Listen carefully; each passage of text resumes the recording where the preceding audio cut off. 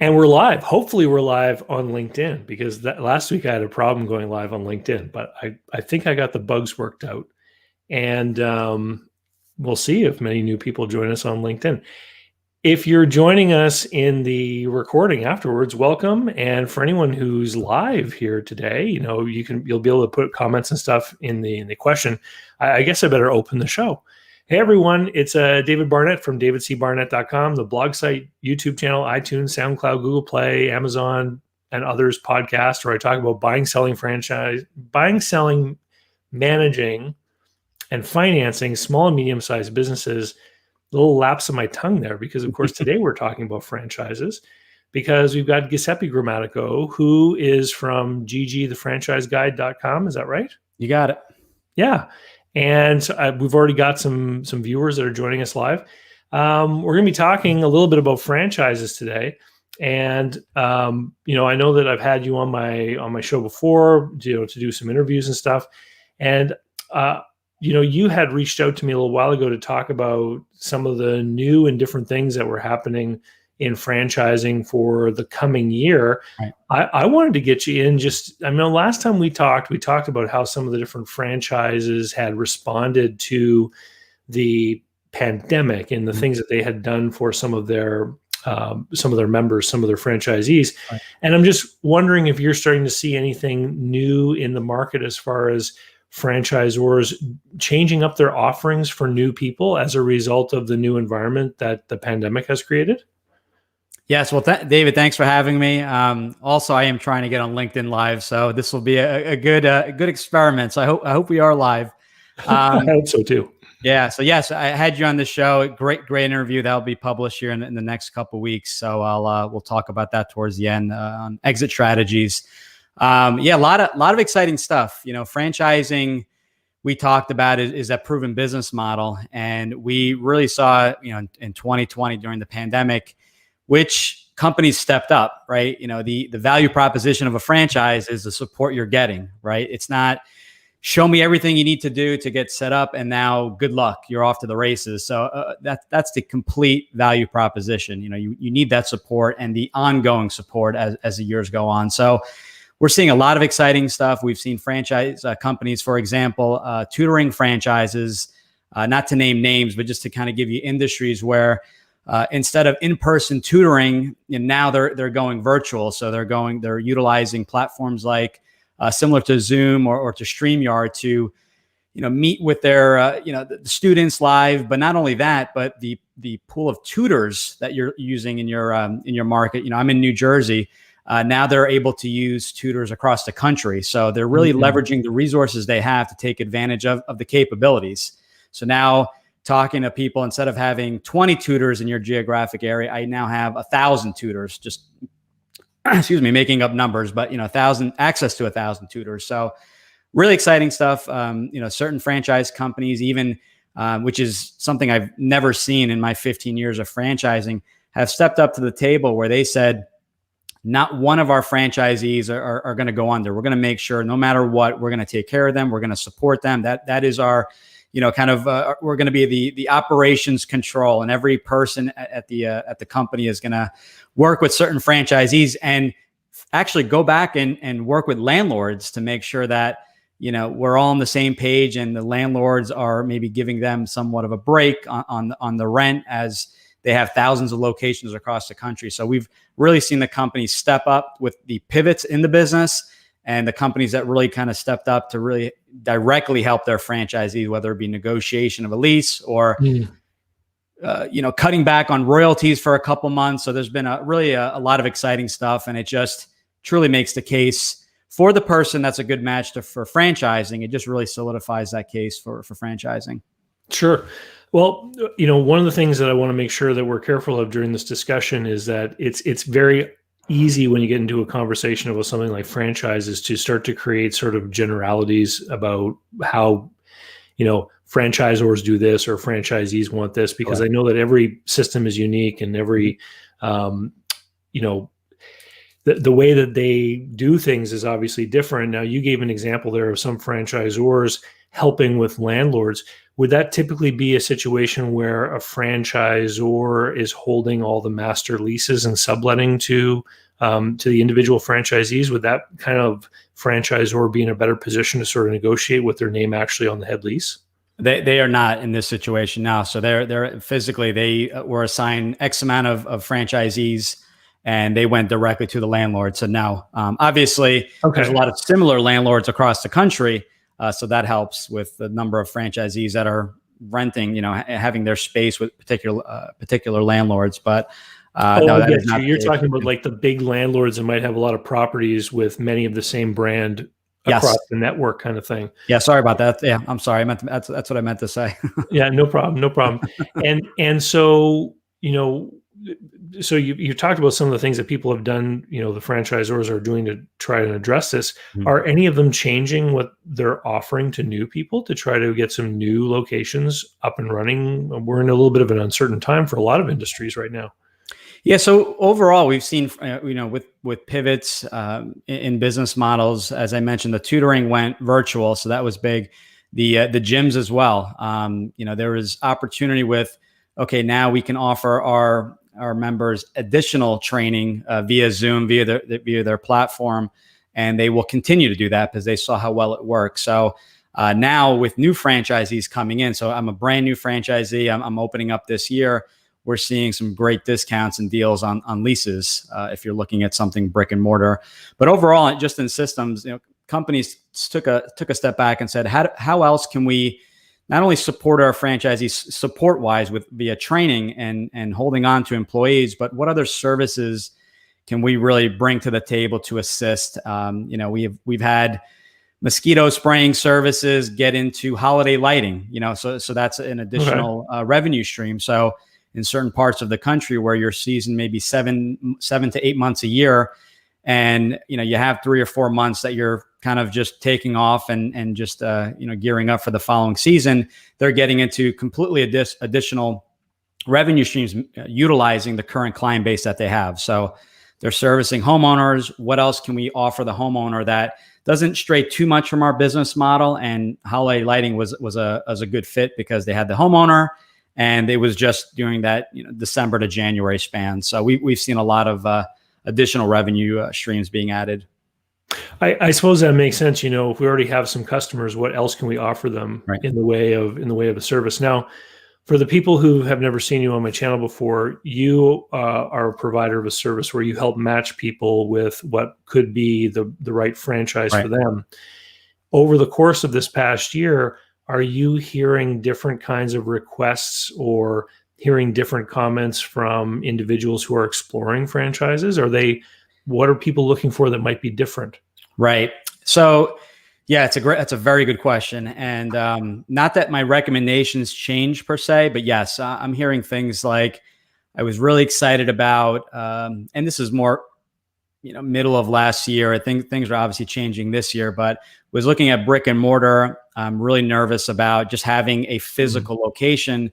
Let's transition to something maybe a little bit more home-based. So much less of an investment to do a home-based business like a mosquito spraying or a painting service or a cleaning service, where you may not need an actual location, or maybe you need a small warehouse to inventory, to hold some of the inventory. So, people got nervous. People were uncertain because in many cases they had interest in a business, and now they're kind of being forced to explore all options. They've been furloughed. What do I do now? My company is now having us come back on board. Do I want to go back? I know I have friends of mine that work in New York City, and they're finally saying, come back to work. We're going to, social distance. We're going to do all that. And they don't feel safe going back. So, that's a big concern. So people were concerned last year. So a lot of the conversations essentially just switched from a brick and mortar retail. And now we're looking at something a little bit more home-based, cutting the expense, not worrying about retail. And now those same people that may have invested in home-based, now they're exploring retail because they're seeing a lot of the deals that landlords are offering right now. No, it's interesting. I know close to where I live, actually, there's a brand new location for a franchised sushi restaurant. Okay. And the owner opened up, this had been planned before the pandemic hit, because new building under construction. I'm sure maybe there were some good incentives there for them to open.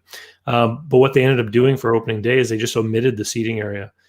So they avoided some of the costs in opening. They just have the kitchen. They're doing carry out and delivery and curbside. But they were just kind of forgot that part of the business, the dining area, until later. And so, I can imagine a lot of people are thinking along those same sorts of lines. As far as your recommendations to people, before the pandemic, what were the biggest categories of new franchises? I read an article earlier today that was talking about personal services, and I wasn't quite sure what they meant by personal services. What would those franchises be?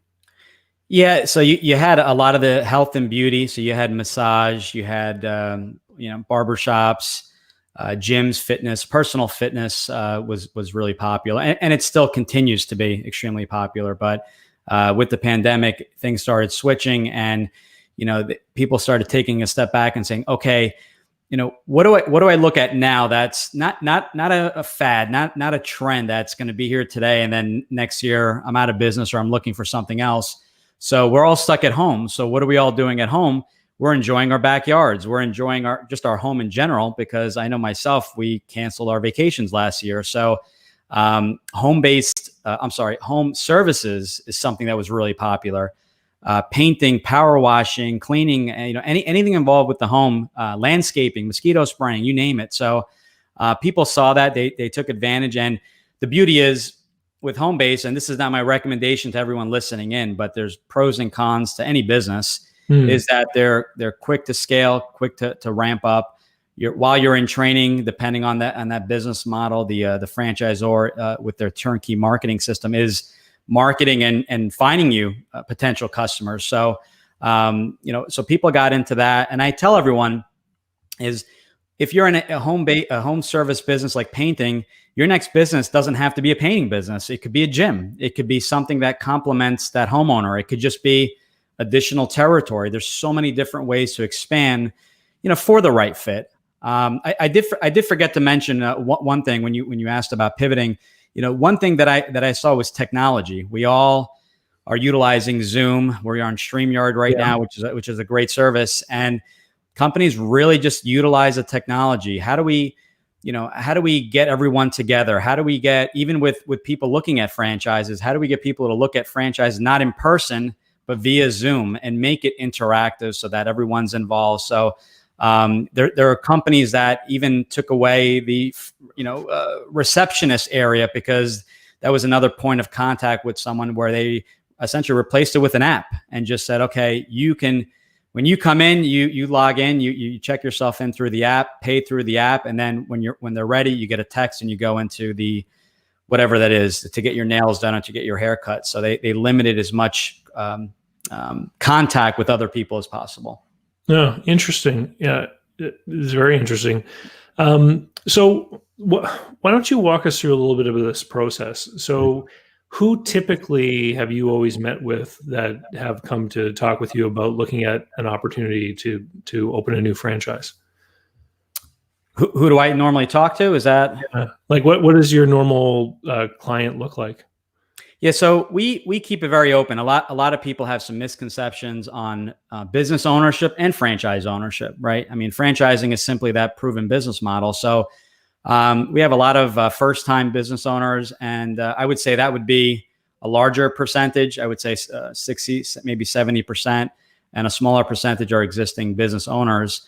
And the existing business owners are essentially looking for another avenue to diversify their investments. They're looking for an exit strategy. So the more, to be honest, the more that I've been doing the shows, that percentage has been getting actually larger and larger as people have not thought about a franchise as an exit strategy or a way to diversify their income. The people I talk to, as the other group of people are corporate executives, people that actually save some money. They truly have decided that employment, having a job wasn't right for them. Maybe they bounced around, they sampled different positions, they got into management. So corporate executives that have 5-10 years of experience, that have some money to invest. And we sit down and through Zoom, and or the phone, And we just talk about business ownership in general. And I tell them there's no right path for, it's not one recommendation over the next. It's specifically for you. Is franchising the right fit? Do you want the business created for you, that business in a box?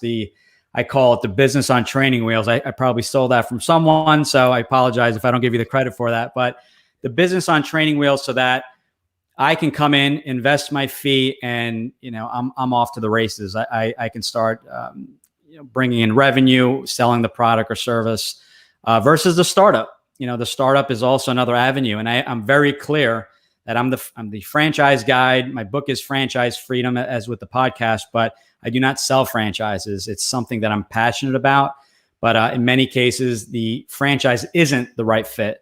So who isn't? It's the person that may think they want the system created for them, and then they, for example, just to give a silly example, I'm looking at McDonald's, and my idea is to run the McDonald's and add, new foods like pizza and hot dogs to the menu, which is fine. The Subway franchisee, the $5 footlong was actually invented from a existing franchisee.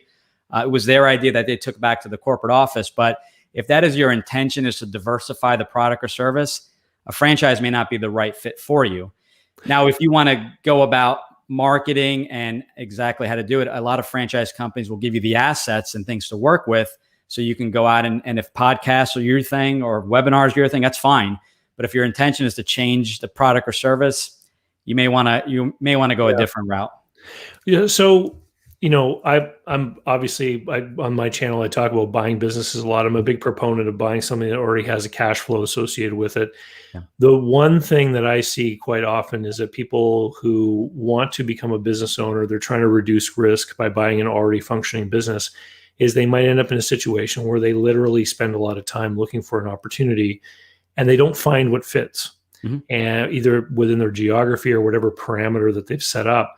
Right. And so I guess one of the differences is then if you're exploring a franchise is that really you can actually have more of a control on the timeline then, can't you? Absolutely. And I actually do it reverse. I reverse engineer the process, and I'm an example that it works. I went through a franchise advisor, coach, and consultant. Those are three, positions or titles that we carry. And I work with a coach, and he actually opened up the idea of instead of looking at the franchise that really excites me. Back then was a Subway, or there was McDonald's was always the most popular franchise. He came back and said, well, what do you want your life to look like? What do you want your role in the business to look like? And as we went down the list, he's like, do you want to be open 7 days a week? Do you want a lot of employees? Do you want to just have, 2 to 5 key employees that one is a manager and the rest are able to kind of run the business? There's systems in place, so you're not there all the time. I'm like, wait a second, maybe I should explore some other areas. So we started out, this is also part of our process, blank slate. What does your life look like in 3 years? We talked about goals. What does the day-to-day look like? Do you want a physical location, or do you want to, stay at home in your pajamas and work off a laptop? And those are obviously two extremes, but be clear, be selective, be choosy. You live once. People settle. I see people settle constantly. They find a business or a franchise they like, and they're like, well, I don't really like this, this business line, or it has too many employees, but I'll make it work. Well, why make it work? Why not select something you like? So, I essentially empower people to say, you have a choice. You have a choice to pick what you want, whether it's a franchise or not. There are various investment levels. It's not millions of dollars. There's franchise fees for well under 6 figures. Pick something you truly like, because, David and myself both own the same franchise within a few miles apart. David may be super successful and I may not because there's a flaw in the system, but because I just don't enjoy my role in the business itself. So, I think especially this year with a lot of people doing some soul searching, maybe they lost their jobs. They're not certain. Give yourself the gift, give yourself permission to say, all right, let me do an assessment. People say to you, oh, I'm nervous. Well, we're all nervous. Do your homework, and I can coach you through the whole process. Figure out, what are your fears? Is it, the number one fear, I may lose my investment. Okay, let's figure out what you need on a monthly basis to get by. What is the true risk in the business? Speak with existing franchisees. I truly enjoy helping people, but just, I say enough is enough. Just take a stand. You live once. Why be miserable? Why not, go for change? And I enjoy helping people. And guess what? Sometimes business ownership just isn't the right fit. And maybe we work with an executive recruiter to maybe find a better job, or maybe something in a different industry. Well, it's interesting. Hey, I know that people are leaving comments, and we're going to get into the comments that people have left. But I just want to point out that one of the comments is from someone called LinkedIn User, which leads me to believe we're successfully on. Oh, yeah, that's good. Yeah, right. One of the back in 2015, I wrote a book called Franchise Warnings, and it was one of my big sellers. And the reason I wrote that book is because I had seen a bunch of things happen with franchises as I had helped people either buy or sell, usually resales of established locations. But, the book warns people about certain things that I'd like people to know about, that they should be aware when they get into these relationships. But I'd like to say that I'm not an anti-franchise person. I used to own a franchise myself, and I know that some people have been very successful in franchises. I recently at the grocery store ran into a good buddy of mine from back in my high school days, and their family has owned a franchise business for a long time, and they've grown and they've added other businesses. And every time they do, they always add another franchise. So that they've had success with the franchises, and they like the cookie cutterness they like the fact that everything's kind of laid out for them, and it's a system they can follow. Their operation now is big enough that they've got hundreds of people across their different businesses, and they need something where they as family members don't necessarily have to be the ones that are implementing the systems all the time. Right. What kind of and this is the fear that I've seen, that people have expressed to me, and I've seen this kind of situation before, where people will get involved with sort of a newer brand or something that maybe doesn't have quite as proven a track record. What are some of the things that people should be looking out for as far as, deciding if a certain brand or franchise is right for them? We could do a show just on this. I'm glad you brought that up, because we don't talk enough about this. So we call them emerging brands, right? Mm-hmm. And those are simply, you have to start somewhere. So maybe it's a brand with 5, 10 franchisees, maybe less, that's looking to expand maybe regionally or nationally. So pros and cons is obviously there's going to be a little bit more of a risk, because the benefit of owning a franchise versus any other business is validation with existing franchisees. So to your point, we've been talking so many times, and not every franchise is built the same. Obviously, the franchisor wants there to be a good fit, so there's a mutual interview. But at the end of the day, you gather information, you gather a franchise disclosure document, and I work with each of my candidates in reviewing that. But more importantly, I tell them, let's coach you through the questions that you should be asking the franchisees. The $1 million question is, knowing what you know now, would you do it all over again? And given, and that's implying how good is the overall support. So with the emerging brands, so I would say if there's a con, there's going to be both. Or a con or a negative would be that there may be people that maybe there's only 5 franchisees. They're nowhere near your market that you can contact and ask. I've known some other emerging brands that were still figuring things out. So they were trying to figure out the best CRM or the best invoicing method. So maybe that, it hurt growth a little bit, just because certain marketing programs and things like that weren't in place. So essentially, and I'm not saying all emerging brands are like this, but those would be some negatives, some things to ask and speak with the franchisees, because you may speak with them and say, yes, the first couple months were rough when they had first started, but now that systems are in place, they've kind of smoothed things out, and I don't foresee any other issues. The pros, I'm sorry, go ahead. Well, no, I was just going to remind everyone, if you're enjoying the conversation, hit the like button, because it really helps the algorithm, and maybe it'll get us a second user on LinkedIn that's watching. Yes, there you go. Smash the like button, as they say. My son says on YouTube, smash it. Um, Um, Go and ahead. so on the flip side, the pros, the positive is some of the newer brands may, in their initial FDD offer you a larger territory. Mhm. I see some of the service brands where maybe the population is 500,000, maybe for an emerging brand, in order to bring on some really good franchisees, the population is doubled at 1 million. And I'm not saying you're going to get that, and that's the case for every emerging brand, but there are some benefits as far as number one, the territory size, and number two, just being part of the system. So as the franchisor is putting together a system, they may ask you a lot more for your input. So you may have input as far as which CRM system did you like better? What do you think about the website? What do you think about invoicing? A QuickBooks versus building something in house, and we'll show you some demos. So I've seen some great examples. So really good stuff where you can really kind of put your stamp on the brand itself. So, but obviously you have risk in any business, but in an emerging brand, maybe a little bit of additional risk, but you're compensated in many other ways. Well, Giuseppe, let's get to some of the questions here because Sure. we've had a few people leave comments. We got Mike from Exit Oasis says, when might a skill set disqualify a buyer from being a good value fit for a franchise? For example, someone with high marketing skills might not value as much from a franchise that focuses on its marketing services for franchise owners. How do you match these strengths to weaknesses? Yeah, so it's a holistic approach. We take a look at everything. We take a look at the territory. We take a look at financials. We take a look at strengths. We do a SWOT analysis, essentially, kind of like you do for a company.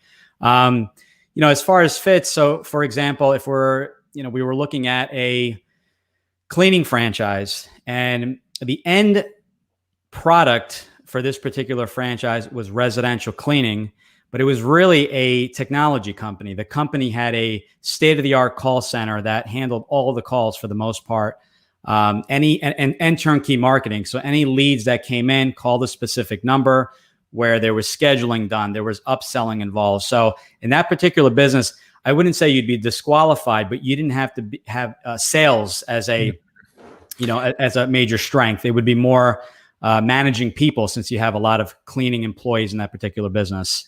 It's interesting to talk about that kind of relationship between the franchisor and the franchisee. One of my first businesses that I ever got into on my own was a junk removal business, and we had talked with the people at 1-800-GOT-JUNK, but it didn't work out with them. Right. One of the things that those guys do is they run a call center, just as you described. And I almost describe it to people as the franchisor is actually being like an outsourced service provider for part of the functions that would normally be done by a business. And so you talk about some of the things that may be a lot of work, like if you don't have to focus on having sort of people that are answering the phone, that's not only do you not have to worry about hiring those people, but if you have a peak demand in your business, like if you are serving food at a certain time of day, well, if they can have a call center in one place that serves many different callers from many different time zones, it can be easier to offer someone a full-time job in that call center than it might be for an individual location to try to find someone who's willing to come in and answer the phone for 3 hours, right? And so they can actually solve some of those problems a little more easily than the individual operator of a local location. Correct. And where I see owners dropping the ball, and they don't do it intentionally, they're small, is that they finally, you spend the money, you do the SEO, pay-per-click, you do all the right things, and someone finally calls you and you don't answer the phone.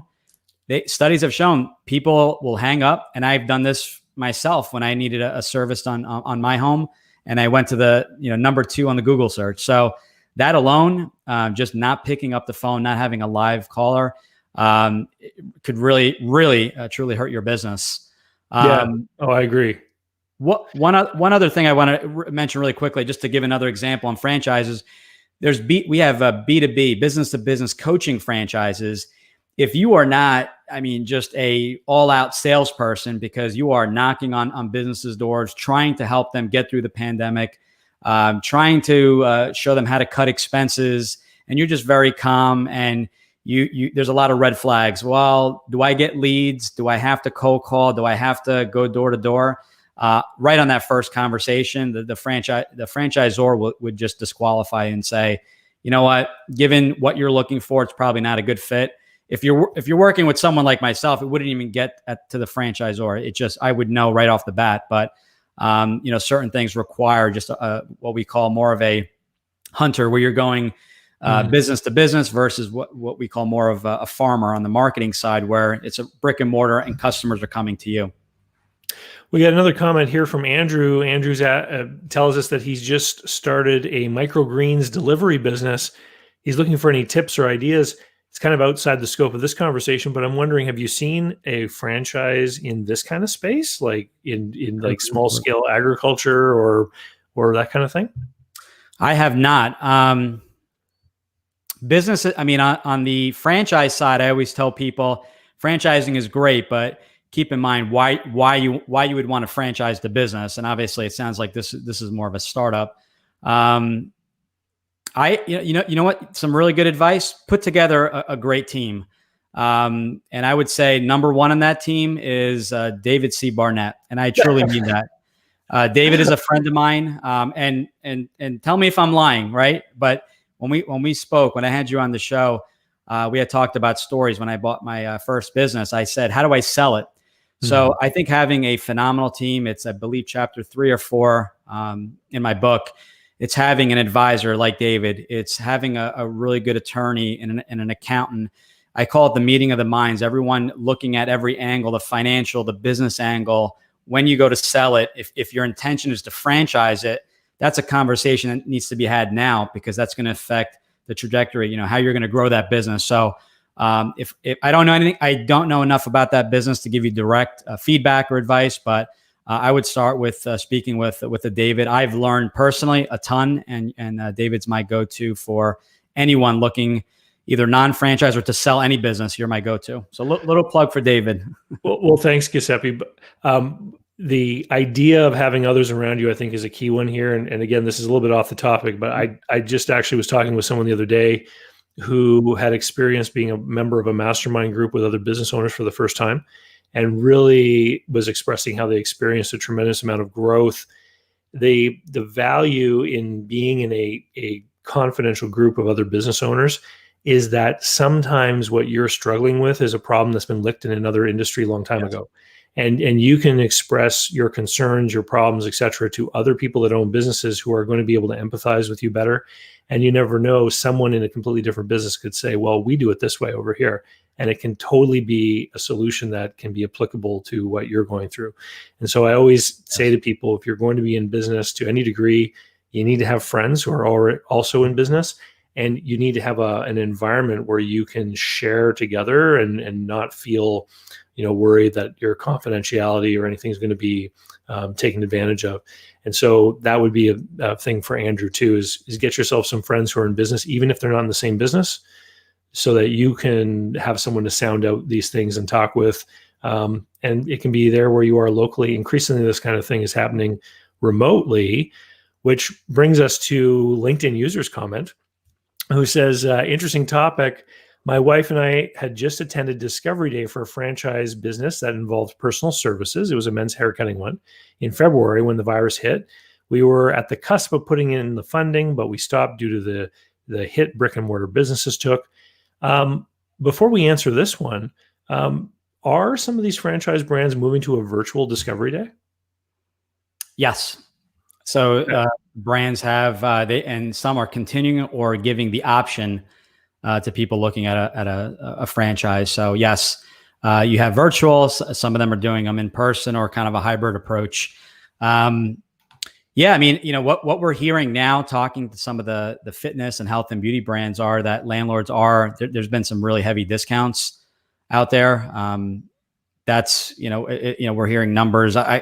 20, 30. I've heard percent. I've heard even more. So it seems as if brand new companies are getting some really good deals. And keep in mind, this is actually really important. And a lot of people don't realize this. Just say we're working together, or you're doing it on your own, and you decide you go to the Discovery, which, by the way, the only reason to go to Discovery is if you're 90 to 95% certain that's the brand you want to move forward with. It's really not an event where you're going to learn a lot of new things. It's more to solidify your decision in working, and teaming up with that franchise company. But it's going to take you months and months. It may be we're in March, so you're looking at possibly beginning of Q4 when you will actually open. So you're investing in the franchise, going through training. Site selection has to get approved by the franchisor. Some companies, including a few brands we work with, have thousands of locations already pre-approved in markets that they're looking to fill. That speeds things up, obviously. But then there's the build out permit. So you're looking at possibly 6 months out. And we're hearing there's some really good deals with landlords, and including new locations, because unfortunately some businesses, franchise and non-franchise, have gone out of business. So it's definitely opened up some additional opportunity. Yeah. We had a question from Spacco, hi Spacco. What kind of franchises do you recommend for millennials? So is there anything in particular that you can think of, Giuseppe, for those who are maybe like the sort of mid to late 30s and under? It makes absolutely no difference to me. I don't look at that. I look at the person themselves. I was not a normal 25, 26-year-old when I bought my first franchise. I was definitely a go-getter, wanted to own a business. I kind of knew what I wanted. But there's no one recommendation. It's literally catered to specifically what you want. Entrepreneur Magazine lists the hot franchises and what are doing well, which is great. It's great knowledge. I jokingly say when I worked on Wall Street, Money Magazine's top mutual fund changed every month. So really didn't matter. If you were risk adverse and you did not want to risk your money, you wouldn't buy the number one technology fund. You would buy maybe a growth and income fund. So same thing on the franchise side. We look at status. We look at your risk tolerance, whether it's an emerging or more of established franchise. So I would say you can contact me directly. We always do a 20-minute call to figure out what's a good match for you. Hermosa Beach Joe. Hey, how you doing, Joe? Wants to know, what do you think of car dealership franchises? We honestly currently have not worked with any, and I do not know much about that type of franchise. I apologize for that. That's something I can, if you want more information, we could definitely look into that. Yeah. So, I mean, Joe, from my point of view, I have also not worked on one. The question that I would want to know in looking at an opportunity like that is, what is it that the franchisor is delivering that is, and what is the utility of that? So I can just imagine that if there are some sort of back-end technology systems, or maybe access to financing programs for buyers, or maybe some sort of way of sourcing, cars more cheaply, maybe from rental fleets that are being liquidated or something like that. Maybe the franchisor has some kind of special sauce that provides greater value than what you can get if you just try to go down to your local car auction and you're bidding on cars and then taking care of, putting them up online or what have you. As the market for everything becomes increasingly integrated with, finding your customers online, I can see where there might be certain things that these guys could provide that would be helpful to you. When I had my Sunbelt Business Brokers franchise, I mentioned this in Franchise Warnings. There's different websites that business brokers use. And as part of my franchise fees, our CRM plugged in directly to those guys. And I was getting to advertise my businesses for sale on all these different websites at my franchise fee was a lower cost than if I had been an independent broker advertising on those different sites. So it was certainly an example of how that franchise system gave me an advantage. Like, I actually saved money every month. And that's a economy of scale purchasing type of example right there. Chelston says, "Hey, David. Hi, Guiseppe. Hey, Chelston. Good to see you." He says he's been 2 years looking into buying a business, but hasn't found anything but dead ends. And I guess this kind of highlights the example I was talking about earlier, where, if you've got a good source of income and you're looking for just the right opportunity, the amount of time you spend looking may not be as critical. But if there's something pushing you out the door, then it might make sense to expand your what you're looking at, right? Yeah, no, that's it. And I will say another thing with a lot of what we do, it's just pure education.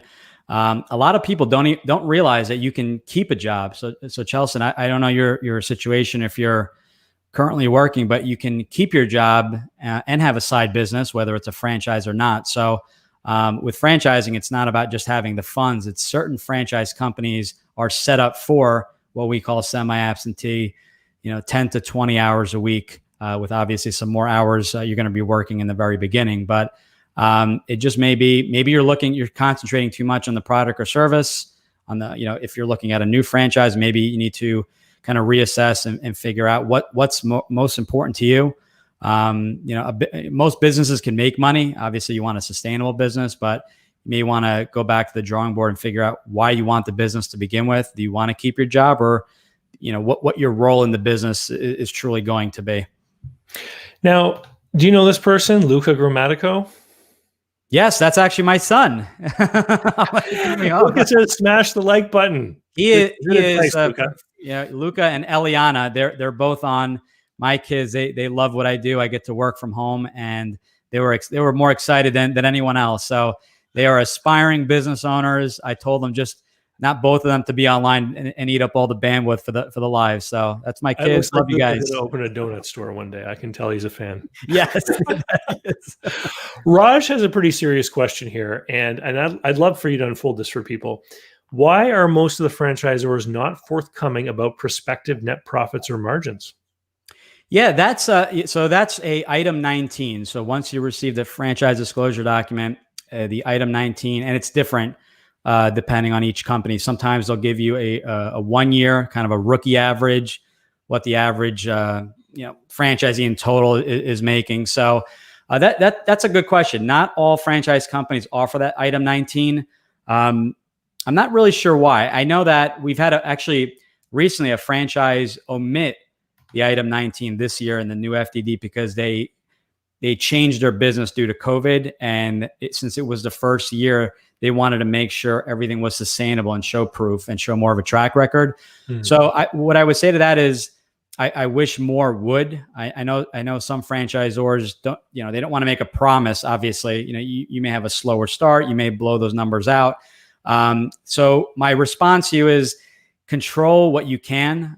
If that truly makes you uncomfortable, you can go on and look at another franchise. But more importantly than those numbers is speaking directly with franchisees, because the key to finding out the true financials that kind of match the way you're going to run the business, such as I'm going to run it semi-absentee. Let me contact 5 or 10 franchisees that are running it semi-absentee, that are paying a general manager, and let me see mm-hmm. exactly what they're making. What do they make their first year? What's the true time commitment? So I would find, and it doesn't have to be in your area. I call people across the entire country, but find franchisees that are going to be running the franchise similar to the way you're going to be running it. So essentially, it's a liability issue. They're afraid that if they put some kind of representation out there that if somebody doesn't do that, doesn't achieve that performance, that it could be something that comes back on them, basically. Right, and there's disclosures. Obviously, you don't know how well the person, are they really going to truly, there are people that buy a franchise and don't follow the system at all, or they decide they only have an hour a day to work the system, and things and situations change. So they, I guess, prefer not to, but a lot of people have been asking. So the trend since I started is, I've seen many additional franchise companies add that item 19. You got the item 19 and the item 7, which is essentially your investment, a good range as far as what your investment will be initially. Yeah. Chelston, David assessed a business for me last year. Now the broker wants more money. Yeah. In fact, there have been a series of businesses and industries that actually have done well in 2020 because of the pandemic. Yeah. And I've seen this. It's, there's winners and losers on both sides of this pandemic. And the last year has certainly been a bit of a roller coaster for a lot of people.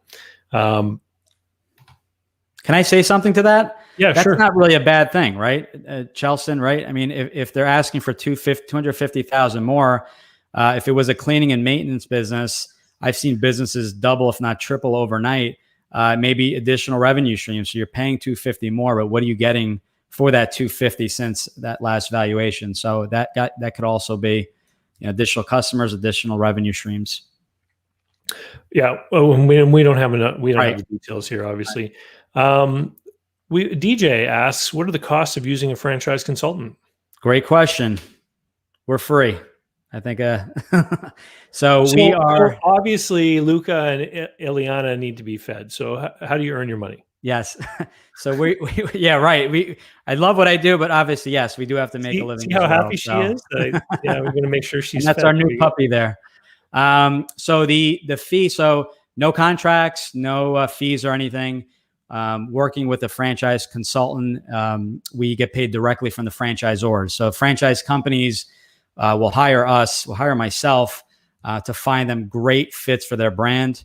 It does not make a difference in the investment to the person investing in the franchise. Franchises are regulated by the Federal Trade Commission. Your franchise fee is exactly the same if you go direct or through someone like myself. The reason they use consultants as well is that there, in some cases, I've heard certain brands get hundreds, if not thousands, of leads a month. They don't have the time, and most of the time they don't even respond because it's overwhelming, and many markets are already sold out. So that's why franchisors hire us. So no fee to you. The coaching is through the process and for life. You're stuck with me. We coach you, help you expand if you're looking at expansions and things like that, years and years to come. So I would say that it's, similar to like a mortgage broker. Like you go to a mortgage broker, they don't necessarily charge you a fee. The bank or the lender is paying them for what they're doing. Like anything, I mean, you're going to introduce people to different franchise opportunities. The individual who is making the investment is ultimately responsible for the due diligence of deciding if it's a right thing for them or not. Yeah. Yep. LinkedIn user, folks should not look at business as being antithetical to a job. Folks should view it as another legitimate alternative to a typical job offer. This is an interesting comment, and it reminds me of a book that I really enjoyed, the Gene Simmons book, Me Inc. Have you ever read it? I have not.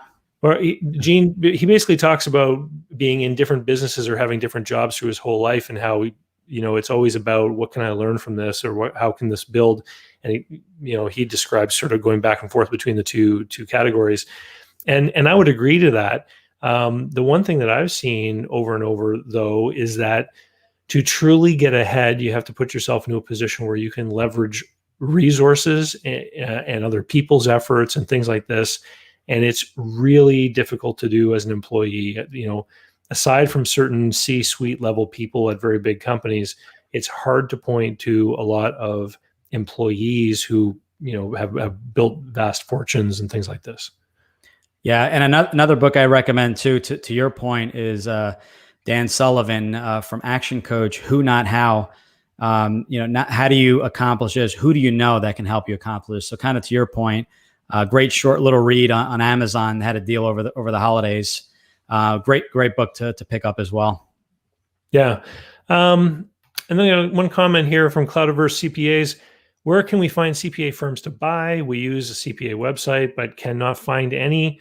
So interesting question, Cloudverse, but unless you're approaching business owners in the correct way, you could be talking to people who are interested in selling, but they're not responding to you in a way that you're looking for. And so that's one of the big things that gets tackled in my business buyer adventure group coaching program, is not just where to find the targets, but what is the correct way to approach them so that they know that it's safe to talk with you and that you're credible as a buyer. Right. Yeah. Awesome. Well, Giuseppe, we're just running up here on the end of our time, but I thought it was a great conversation. If anyone out there is thinking about buying a business or buying a franchise,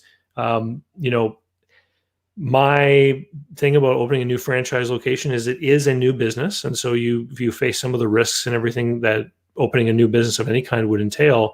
I guess the advantage of the franchise obviously is that you're not starting from scratch with everything, is that you have that plan laid out before you, and you can take advantage of the experience of other people who had to do that course before. And hopefully those experiences end up becoming part of the knowledge base that can help you be successful. Absolutely. I call it the unfair advantage. There's plenty of people to talk to. You can go to your local you don't even have to contact someone like myself initially. Go to your local franchisee that could be a restaurant, a service, and speak with them. Buy them lunch. They'll be more than glad to talk about their business, talk about themselves, how they built the business. So there's a lot of great resources, stuff that we didn't have back then when I was, we had resources, but not as many as now. So I encourage everyone just to really do a self-assessment, realizing job or business, these are various vehicles, but just get ready. Get your finances in order, figure out what you want, make sure, your spouse, your partner, whoever's involved in that decision is on the same, they're all together in that decision-making process, that they understand what's going on. I see too many times a spouse or a partner or someone being brought in too late, and then all of a sudden it causes issues. So bring them to the table in the beginning, make sure they're clear, because like with my family, my whole family is affected, right? In the decisions I make, whether it's working late or, there's going to be waves of income maybe in the beginning. So just keep the communication flowing and have everyone involved. Awesome. And if people want to find you online, what's your website? You can go right. Actually, we just picked up a new domain to make it a little easier. So it's myfranchiseroadmap.com. So My Franchise Roadmap. There is a free podcast. David's episode will be on here in a few weeks. There is a webinar, 20-minute webinar that talks about pros and cons of business ownership, whether it's a franchise and employment itself. So take advantage of that. And lastly, a free book offer, free ebook. It's about a 45 minute read that walks you through our entire franchise freedom process. And then I encourage everyone, take a look, or if you're ready to speak now, hit the book a call, 20-minute intro call with myself. And I answer all my emails and calls. And even if it's just you have a question on franchising or a particular business or need some advice, give me a call. If I can't help you directly, I definitely know someone like David. Maybe it's a CPA, maybe it's an attorney that can assist you. So My Franchise Roadmap, everything is there, the process, my contact info. So check it out. Yeah, I'm going to put that link in the show notes below. So if you're listening on audio or watching a replay later, just look in the show notes and you'll be able to find that.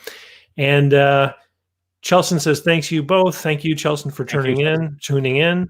And Cloudverse says, thanks so much. You're welcome. And Spaco gives us a thumbs up, but you got to hit thumbs up on the platform you're on, like on LinkedIn or YouTube or on Twitter. And well, thanks everybody. It's great to see you. And we'll see you next time. Thanks, and don't forget to tune in every Wednesday. There's a new video that I have released. And this Wednesday is no exception. There's going to be a new video out Wednesday morning. And I've got a bunch of more guests lined up over the next few weeks.